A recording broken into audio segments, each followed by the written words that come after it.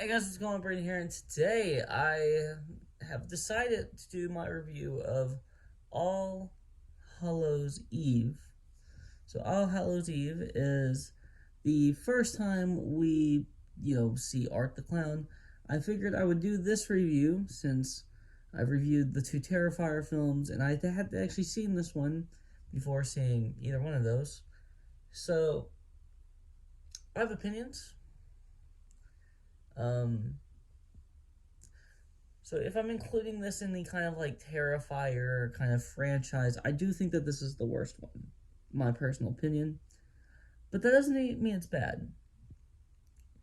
So this movie is about a babysitter, um, who is babysitting some kids on Halloween. Two kids, a brother and sister, on Halloween, and the boy finds a VHS tape in his candy, which he doesn't remember who gave it to him. He doesn't remember why he has it.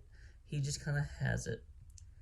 And this babysitter reluctantly agrees to watch the tape. And on this tape, we get a series of horror, like anthology kind of things, featuring Art the Clown. Here's my thing. Okay, I have a so I really like the first anthology. I actually really enjoyed that one for the most part. There's a few things that I thought was a little weird and I didn't love, but I was okay with it. I didn't dislike it, right? And I really like the last one. I really like the last one, which is I think it was the Terrifier like short film that came out before that kind of set this whole Terrifier thing in motion. Um, and so that one I enjoyed, and I enjoyed the first one. The middle one is where I think we get kind of a lull in kind of the enjoyment of this movie. And the thing is, like, I don't think the acting of anyone is all that good. I think the guy who plays like the physical embodiment of Art the Clown does a pretty good job. Um, but the actors that actually have dialogue, I don't think any of them do a great job. I don't think any of them are like completely terrible either. The kids aren't very good. The kids are not very good. But I don't think any of the adults do a completely terrible job, but they don't do a good job either. They're somewhere in between, and that's fine for this film. I think that this film has a lot of issues though in that middle one. And spoilers if you haven't seen it. If you plan on watching this, and you want you don't want to be spoiled, then just go away now.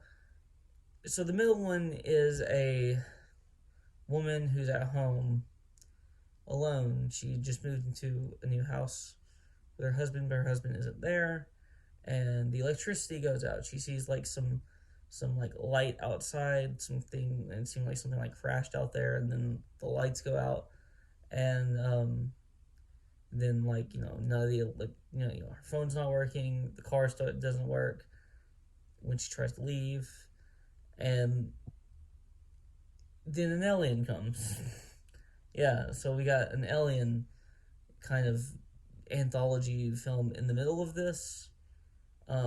That's I guess loosely like at the end of the anthology film, she's trying to like grab onto stuff to not get pulled away by the alien, and she grabs onto this sheet, which is the sheet that her husband is like a painter, he's an artist, and it's the sheet that's like covering what that was, and she pulls it down, and oh, it's Art the Clown. Who would have guessed, right?